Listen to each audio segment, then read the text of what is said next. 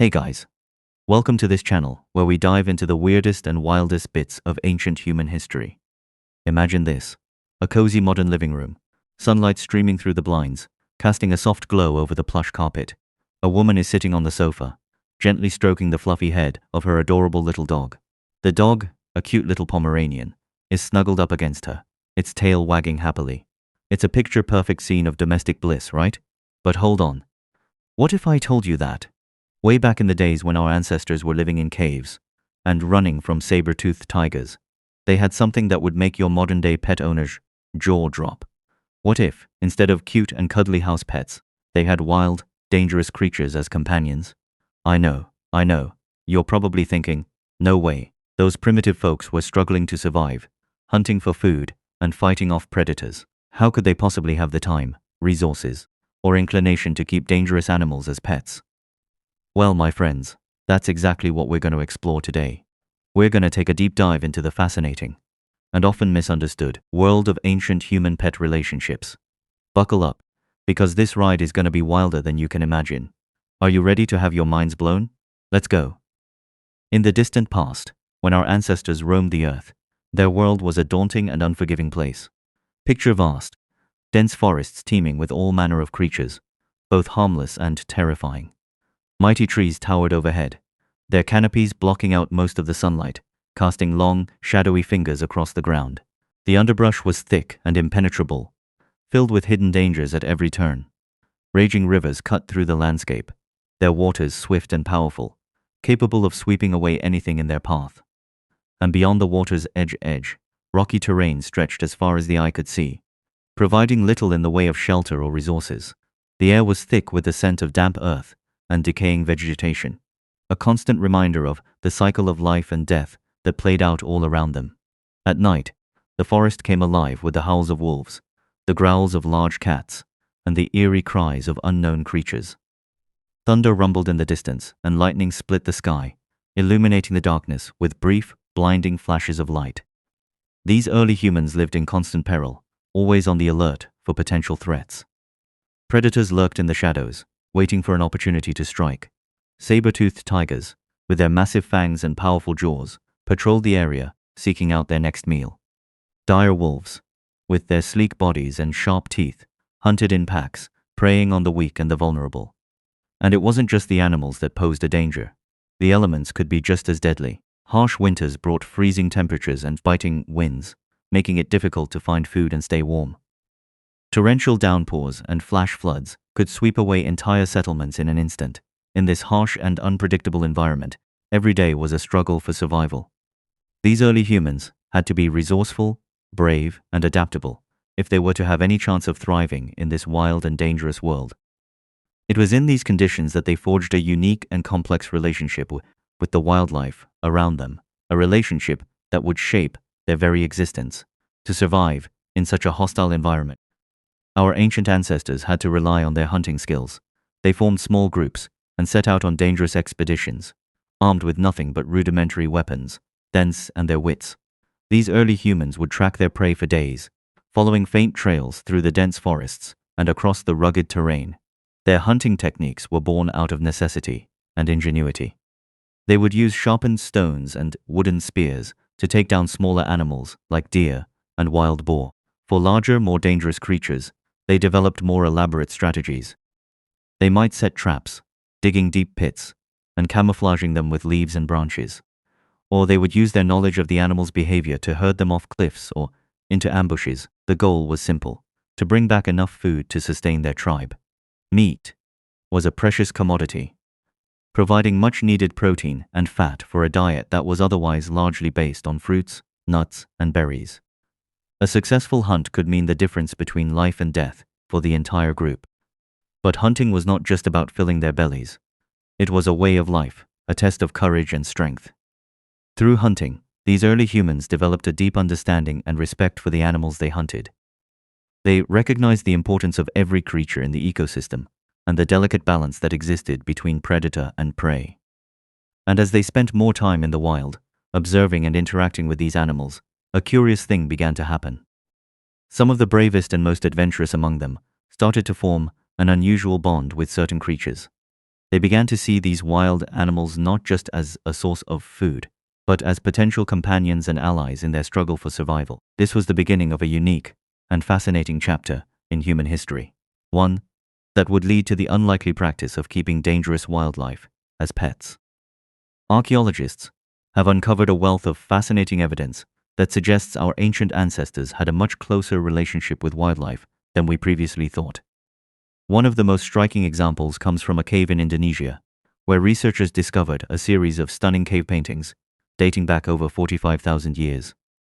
These paintings depict half-human, half-animal figures hunting wild pigs and bison, providing a vivid glimpse into the lives of these early humans and their interactions with the animals around them. In the remarkable find, a team of archaeologists in France uncovered a 30,000-year-old grave containing the remains of a young woman and a wolf. The wolf's bones were carefully arranged next to the woman's, suggesting a special bond between the two. The presence of the wolf in the grave indicates that these early humans may have had a deep emotional connection to certain animals, possibly even viewing them as companions or spiritual guides. But it's not just cave paintings and graves that offer clues. Archaeologists have also found animal bones in ancient human settlements that suggest a more domesticated relationship. At a site in Germany, for example, researchers discovered the remains of several wolf pups, mixed in with human bones and artifacts. This could indicate that early humans were raising these wolf pups, possibly in an attempt to domesticate them or use them for hunting. And in Siberia, scientists uncovered a 40,000-year-old cave where the bones of cave lions were found alongside human tools and artifacts. The cave lions, which were much larger and more powerful than modern lions, were likely feared and respected by early humans. The presence of their bones in the cave suggests that these humans may have had a special relationship with these majestic creatures, perhaps even using their skins for warmth or their bones for tools. These archaeological finds paint a fascinating picture of a time when humans and wildlife lived in much closer proximity, forming bonds that went far beyond simple predator-prey relationships. It's a world that challenges our modern perceptions of ancient human life, showing us that our ancestors were more complex and adaptable than we ever imagined. So, was it really so surprising that they kept dangerous animals as pets? Maybe not. Considering the evidence we're uncovering, fossils and genetic studies have shed even more light on the intimate relationships our ancestors may have had with certain animals. For example, genetic analysis of ancient dog bones has revealed that dogs were likely the first domesticated animals with a close evolutionary relationship to wolves. This suggests that early humans were not just killing wolves for food, but were actively engaging with them, eventually domesticating them into the loyal companions we know today. Fossil records have also shown that early humans lived in close proximity to large cats like cave lions and saber-toothed tigers. In some cases, fossilized remains of these animals have been found near human settlements, indicating that the two species were interacting on a regular basis. While it's unlikely that humans were keeping these fearsome predators as pets, it's possible that they had a complex relationship based on mutual respect and understanding. Genetic studies of other animals, like foxes, have also provided insights into ancient human-pet relationships. In Russia, scientists have been studying the domestication of silver foxes, which were bred for their fur in the 1950s. The study found that foxes that were selected for their friendly behavior towards humans quickly became more domesticated, with physical changes similar to those seen in dogs. This suggests that early humans may have also selected animals based on their temperament, leading to the domestication of other species. And when we look at fossilized human remains, we can see evidence of injuries that were likely caused by animals. This could be a sign that early humans were engaging with dangerous animals, perhaps even attempting to cynize them. It's also possible that these injuries were the result of conflicts between humans and animals, showing that these relationships were not always peaceful. All of this evidence points to a complex and fascinating world where humans and wildlife were much more interconnected than we previously thought. It's a world where our ancestors were not just struggling to survive, but were actively shaping their relationships with the animals around them, sometimes even keeping them as pets. It's a world that challenges our perceptions of the past and opens up new possibilities for understanding our ancient ancestors. In the perilous world of ancient times, our ancestors were constantly on guard against potential threats from fierce predators. It's not hard to imagine that keeping dangerous wildlife as pets could have served a practical purpose: protection. Picture this: a small tribe huddles together in their cave, the flickering flames of a fire, casting long, dancing shadows on the walls. Outside, the night is alive with the sounds of prowling beasts.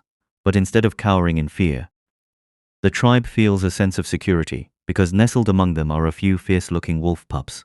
These wolves, though young, already possess the instincts and strength of their wild ancestors. Their presence serves as a deterrent to other predators, who can sense the pack dynamic and know that attacking the tribe would mean facing a united front of both human and canine defenders.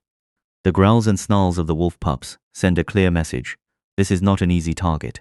In fact, it's possible that early humans recognized this natural defense mechanism and actively sought out young animals to raise as protectors. They may have observed how wolf packs guarded their territories, keeping other dangerous creatures at bay.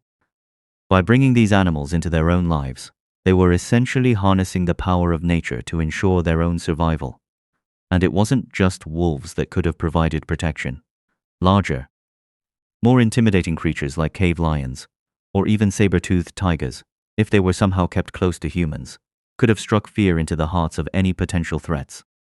Their mere presence would have been enough to keep most predators at a safe distance. In a world where danger lurked around every corner, these dangerous pets may have been the difference between life and death for early humans. In the harsh and unpredictable environment of prehistoric times, food was a precious and often scarce resource. Our ancestors, always on the lookout for ways to ensure their survival, may have seen the potential in keeping certain dangerous animals as a reliable source of food. Imagine a tribe that has just returned from a long and unsuccessful hunt, their bellies growling, their spirits low. They rely heavily on hunting to sustain themselves, but sometimes the animals are elusive, and the hunt can be fruitless. But what if they had a backup plan? What if, in addition to their hunting efforts, they had a small herd of wild goats or sheep that they had been gradually domesticating? These animals, though initially dangerous and difficult to handle, could provide a steady supply of meat, milk, and even wool for warmth. By keeping these animals close, the tribe could monitor their health and growth, ensuring that they were well fed and strong. When food was scarce, they could selectively slaughter one or two for sustenance, knowing that the rest of the herd would continue to fanged and provide for future needs. This would have been a significant advantage over relying solely on unpredictable hunting expeditions. And it's not just large herbivores that could have been kept for food. Smaller creatures like foxes or wild cats, though more difficult to domesticate, could have provided occasional meals when larger game was hard to come by. Early humans were incredibly resourceful, and recognizing the potential of these animals as a food source would have been a logical step in their struggle for survival. It's a fascinating glimpse into how our ancestors adapted to the challenges of their environment, using every available resource to ensure their continued existence. Life for ancient humans was tough, filled with hardships and uncertainties. In such a challenging existence, the company of animals could have provided much-needed comfort and companionship. Even in the face of danger and struggle, the bond between humans and animals has always been a powerful one, offering a sense of connection and belonging. Think about it. On cold, dark nights, when the howls of wolves and the growls of big cats echoed through the forest, early humans must have felt a deep sense of loneliness and fear. But having a loyal animal by their side could have brought a measure of comfort and security. Dogs, for example, with their friendly and affectionate nature, would have been natural companions, providing warmth and emotional support. These animals were not just useful for practical purposes, they became part of the tribe, sharing in the joys and sorrows of daily life. Children would have played with them, forming close bonds that lasted a lifetime. Adults would have confided in them, sharing their fears and hopes for the future. In a world where death and danger were ever present, these pets provided a constant reminder of the beauty and wonder of life. And it wasn't just the emotional connection that made these animals important. They also played a role in the spiritual lives of early humans. Many ancient cultures believed that animals had special powers and connections to the spirit world. And keeping these animals close could have been seen as a way of tapping into that power, seeking guidance and protection from the unknown forces of nature. In this way, dangerous wildlife became more than just practical tools for survival. They were spiritual guides and loyal friends, helping early humans navigate the complex and often frightening world around them. It's a reminder of how deeply interconnected humans and animals have always been, and how much we can learn from the creatures that share our planet. In the early days of human history, wolves were a common presence in the wild landscapes that our ancestors inhabited. These fierce creatures, with their keen senses and pack mentality, posed both a threat and an intriguing challenge to early humans. At first, the relationship between humans and wolves was likely one of wary respect. Humans would have observed wolf packs hunting, admiring their efficiency and teamwork.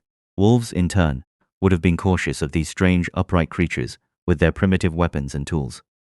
But over time, something remarkable began to happen. Young wolf pups, perhaps orphaned or separated from their packs, may have been encountered by humans. Instead of killing them, some adventurous and compassionate individuals may have decided to care for these vulnerable creatures. The pups, needing food and shelter, would have accepted the humans as providers, forming a tentative bond. As these wolf pups grew up, they began to display behaviors that were different from their wild counterparts. They were more accustomed to human presence, less aggressive, and more willing to obey simple commands. Humans, noticing these changes, realized the potential in having these animals as allies. Gradually, a process of domestication began. Humans started to selectively breed wolves that showed friendly and obedient traits, strengthening the bond between the species. Over generations, these wolves became less and less like their wild ancestors, evolving into the early dogs we know today. These ancient dog-like creatures became invaluable to early humans. They helped with hunting, tracking prey, and scaring away smaller animals. They also provided protection, alerting the tribe to potential dangers and helping to defend against predators. Their loyalty and companionship brought comfort and joy to a life that was otherwise harsh and unpredictable. The relationship between humans and dogs has been one of the most enduring and profound in history. It all started with those tentative interactions between early humans and wild wolves, a bond that has continued to evolve and strengthen over thousands of years. From the dangerous forests of prehistoric times to our modern homes, dogs have been by our side, serving as loyal friends and companions, a testament to the unique connection between humans and the animal kingdom. Beyond the familiar relationship with wolves and dogs, early humans may have had connections with other dangerous wildlife. Bowser, for example, with their stealth and speed, could have been kept by particularly daring individuals. Their agility and hunting prowess would have made them valuable assets in a community that relied heavily on hunting for survival. Leopards, with their ability to climb trees and stalk prey silently, could have helped humans track and catch elusive animals. Their strength and ferocity would have also provided a sense of security, deterring potential threats from other predators. Bears, too, may have been kept by some ancient human groups. Despite their large size and intimidating appearance, bears can be surprisingly gentle when they feel safe and comfortable. Early humans may have recognized this and formed bonds with young bear cubs. Bears are strong and have a keen sense of smell, which could have been useful for finding food and tracking prey. They also possess thick fur, which could have provided warmth in cold climates. By keeping bears close, early humans may have been able to benefit from these traits, while also forming a unique and special bond. Other creatures, like large birds of prey, may have also been kept as pets. Their ability to fly and hunt from the air would have been fascinating and useful to early humans. These birds could have been trained to help with hunting, locating prey from above, and driving them towards waiting hunters. The reasons for keeping these dangerous animals varied. Some may have been kept for practical purposes, like hunting and protection. Others may have been kept for their spiritual significance, as many ancient cultures believed that animals had special connections to the spirit world. Whatever the reasons, these interactions between humans and dangerous wildlife demonstrate the ingenuity and adaptability of our ancestors, showing that they were willing to form relationships with even the most unlikely creatures in their quest for survival and understanding. In ancient times, when early humans kept dangerous wildlife as pets, their motives were largely driven by practical needs and spiritual connections. Safety and protection were paramount, as the presence of fierce animals like wolves or cave lions could deter potential predators. These pets were also a valuable source of food, providing a reliable supplement during times of scarcity. Spiritually, animals were often seen as having special powers, offering guidance and comfort in a world filled with uncertainty. In contrast, Modern pet ownership is primarily focused on companionship and emotional support.